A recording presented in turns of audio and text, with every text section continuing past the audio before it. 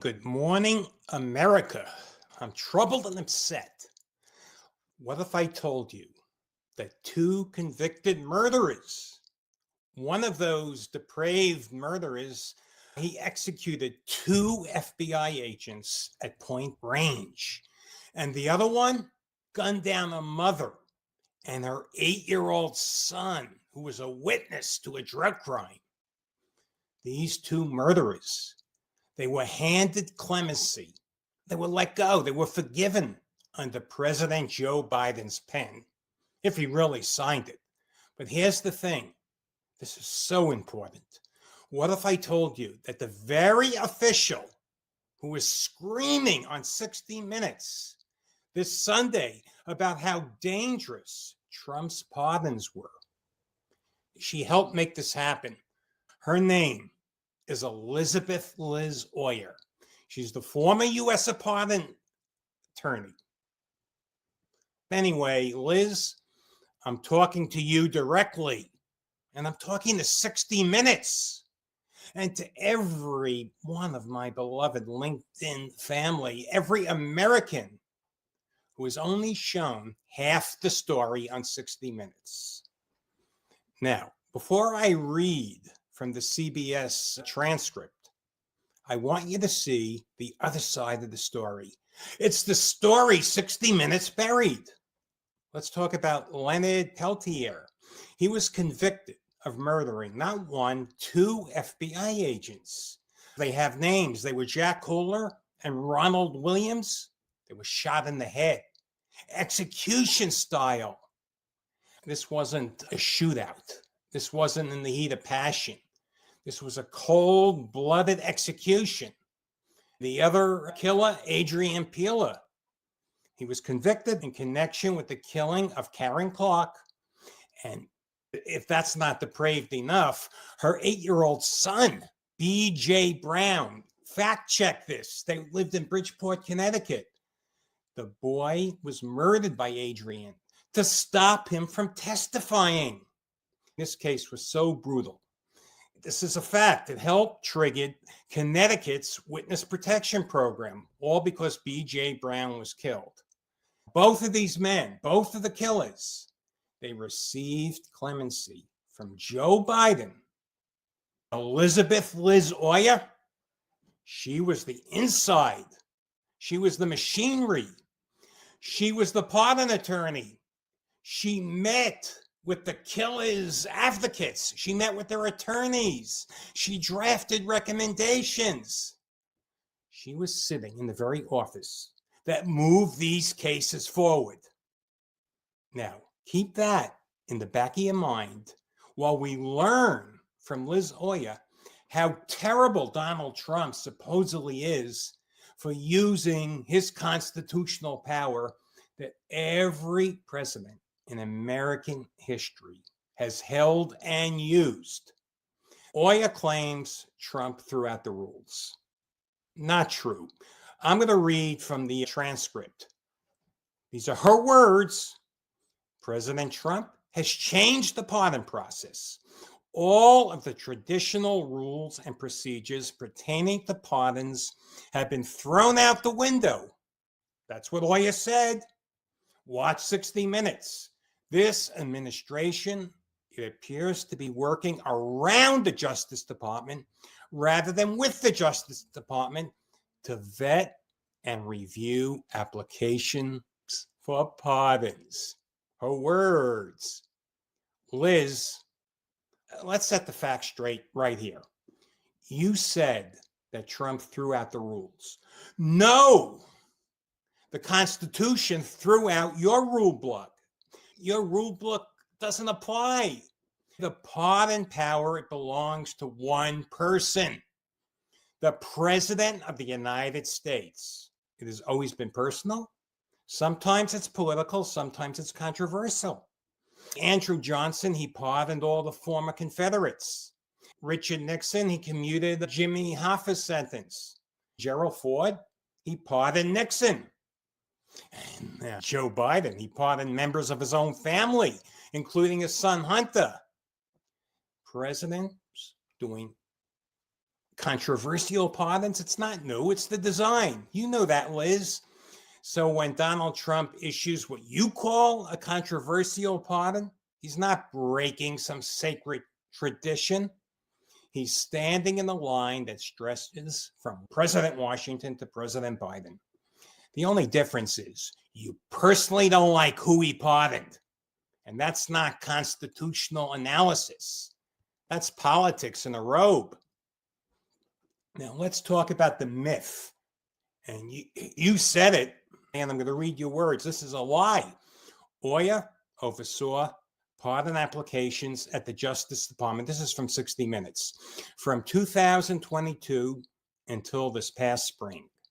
Traditionally, that's true, people applying through the Office of the Pardon Attorney, good conduct, time since conviction, responsibility, background checks, FBI review, that was what you call the rules. It sounds very noble. It sounds very non-political. It sounds very neutral. But this is what you forgot to tell 60 Minutes. Before you ever walked into that office, President Obama's pardon attorney, I want everyone to fact check this, Deborah Leff, Obama's pardon czar, she resigned in protest. It's on the internet. She can no longer do her job because her clemency recommendations were being reversed by higher ups at the DOJ, and she was blocked from even presenting her views to the White House. She said the president was not being given a full set of views on clemency. Now that's the broken system you took over, Liz. A system that was so corrupt, so obstructed, that the previous pardon attorney, she walked away rather than lie about it. Did you tell Scott Pelley that, Liz? Did you look into that 60 Minutes camera and say, by the way, the office I ran was described as a broken, obstructed mess by one of my predecessors? No, you didn't. Because that part, it doesn't fit the narrative where you're the saint and Trump is the villain. You said I was fired for principle. Let's look at what was said on 60 Minutes. Oyer was fired in March after she says she opposed, and you have a right to this, I'll give you that, restoring gun rights to an actor that Trump supported, Mel Gibson. She has since become a vocal critic of the Trump administration. Well, that part's 100% true. Of course, you were fired for pure principle. That's the movie version. The movie version, it writes itself. It could be part of this is true, but it's a lot of spin. Because here's the one thing that is true. You weren't fired for defending actual innocence. Because, everyone listen up, I applied for a pardon, clemency through your office. Your message to me was brutally simple. Actual innocence is not a factor in clemency review. Liz, you said that. You told me through a message, you didn't come directly to me. I have you on tape. You said innocence is not a factor. The fact that I've maintained my innocence, the fact that I'm presenting very compelling evidence for it, that's irrelevant to your process. So let me say this directly, because America, the United States of America, needs to hear this. If actual innocence doesn't matter to you, Liz, then you're not running a justice system. You're running a paperwork machine. If innocence doesn't matter, but executing a child, that could be forgiven. As long as the killer is old, he's remorseful, and he's politically connected, or it's politically convenient for your woke president. God knows if he really signed off on those pardons. That's another story. Hey, Liz, that's not mercy. That's madness. Now, Liz, also 60 Minutes. I want you to look at the people that were erased. Let's take a look. This is FBI agent Jack Kohler. He was alive. He was a husband, a son. He died on the ground, shot in the head, point blank range. He begged for his life. Wow. You have the nerve? You signed off on that? Let's look at another one of your victims. This is FBI agent Ronald Williams. He too was executed, same execution. He didn't get a pardon. He didn't get mercy. He didn't get a second chance. Imagine after his partner was shot in the head, he knew seconds later he would be shot. The splattered brains of his partner were all over his suit. He begged for his life. Oh, but it gets worse. Not that this is good. Let's take a look. That's B.J. Brown, and that's B.J. Brown's mom. B.J. was 8 years old. He was murdered, along with his mother, Karen Clark. Why? Because B.J. Brown was going to tell the truth in the courtroom. B.J. Brown, according to Adrian, he had to go. These people are not abstract people in the law review guide. How could you do that? These are human beings whose blood is on the ground. When we talk about Leonard Peltier and Adrian Peeler, and the fact that Joe Biden gave both of these men clemency, both of them, under the very system you controlled, Liz. Where's the outrage? Where's your outrage? Where's your segment on 60 Minutes about this? Oyer says a part economy has cropped up. Also from 60 Minutes. People with political connections going straight to the president, applications going around the traditional process. I almost agree with you here, almost. Yes, there's a pardon economy. Yes, people with connections get heard faster. But let's be honest, that economy, it didn't start with Trump. It existed under President Clinton, Bush, under Obama, and President Biden. Biden, he pardoned his own family. And he gave clemency to Peltier and Peeler. And he told Americans the clemency batch was about nonviolent drug offenders. You want to talk about a pardon economy? Let's talk about the people who somehow slipped into a batch that you signed off on. A man involved in the conspiracy to murder a child, and a man convicted of the cold-blooded execution of 2 FBI agents. Your office, you were part of that pipeline. So spare 60 Minutes, the sermon about Trump shattering norms. The only norm he shattered was your preferred political friend, your hierarchy. Let's quote from 60 Minutes again. And I'm very emotional about this. I apologize. Oyer said today, Mr. Trump is using his pardon power in ways that other presidents never have. Come on, Liz. That line is pure theater. Every president has used the pardon in ways his enemies called unprecedented and dangerous. You know what actually is dangerous? You know what's unprecedented? A pardon attorney publicly attacking, you're a former pardon attorney now, but attacking a sitting president on national television after you were fired. And you're staying quiet, very quiet, about your own administration's clemencies for murderers and about your own doctrine. This bothers me personally. It affects me personally. Your own doctrine that actual innocence doesn't count in the clemency process. You also leave out the simple truth. The president of the United States is not required to follow DOJ's process. Not historically, not legally, not constitutionally. Your office, it's an advisory shop. It's not a constitutional branch of government.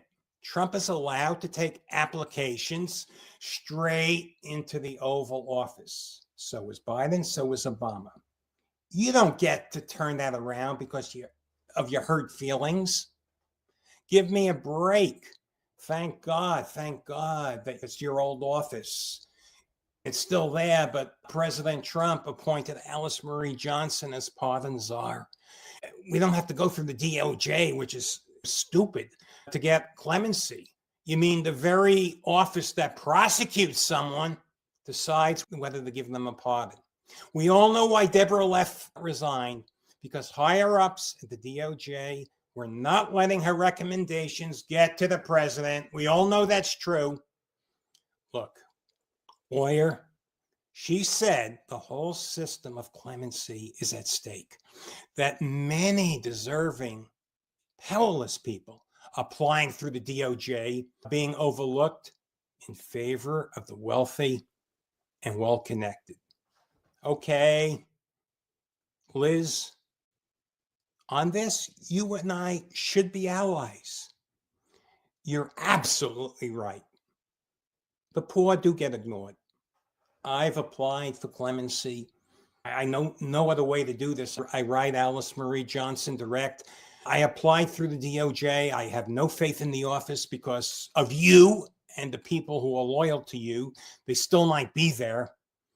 But you are right that people who don't have a lobbyist, they don't have a donor, they don't have a celebrity friend, they do get buried in that pile. You're right about that. But here's where your story breaks. You sat in the chair that was supposed to fight for those people. You ran the office that Deborah Leff said was already broken and obstructed. That's right there in the Yale Law Journal. Look up her quotes. You told me through, what was it, a FAM, I'm a big fan of FAM, a FAM seminar webinar, you told an actually innocent man, me, that innocence doesn't matter. I'm not asking you to accept whether I'm innocent or not. All I want is an FBI investigation. But here's the thing. Under the presidency, you're not criticizing on 60 Minutes.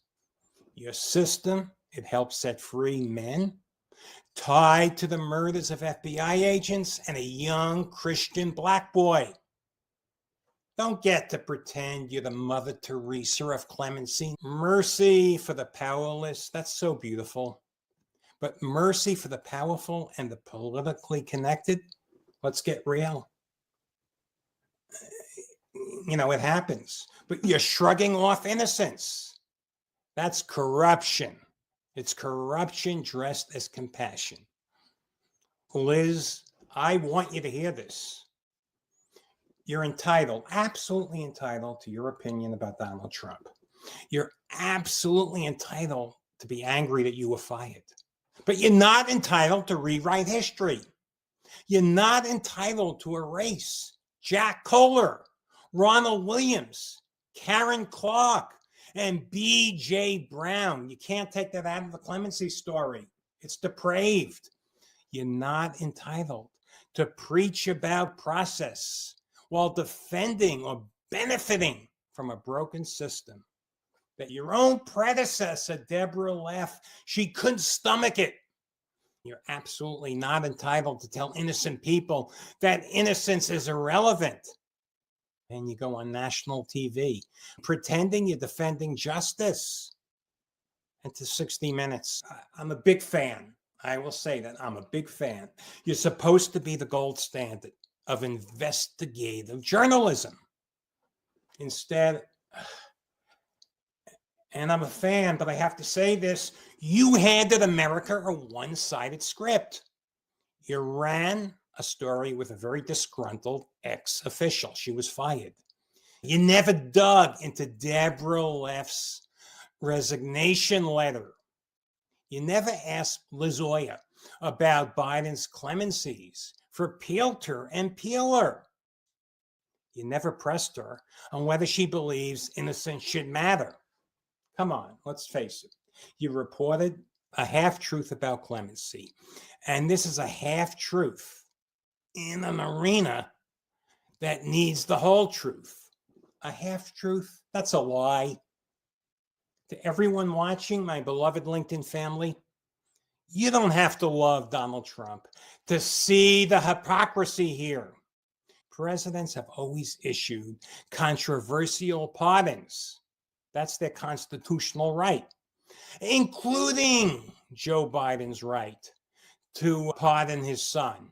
I'm not complaining about that, but he commuted the sentences of Leonard Peltier and Adrian. There was so much blood on those crime scenes. But if we're going to talk about dangerous use of the pardon power, then we have to talk about all of it, especially Biden's. We have to talk about the people inside the DOJ who decided that the innocence of a man can wait. Today, I'm telling you the story 60 Minutes didn't tell you. It's the story that Liz Oyer didn't tell you. Now you heard it. So until next time, stay well, swim strong, and I'm begging of everyone, I'm begging you, share this video, put it on your timeline, send it to a news source. Just share it, comment, like it. It will help me propagate the message. God be with you. And I apologize, I've been very emotional.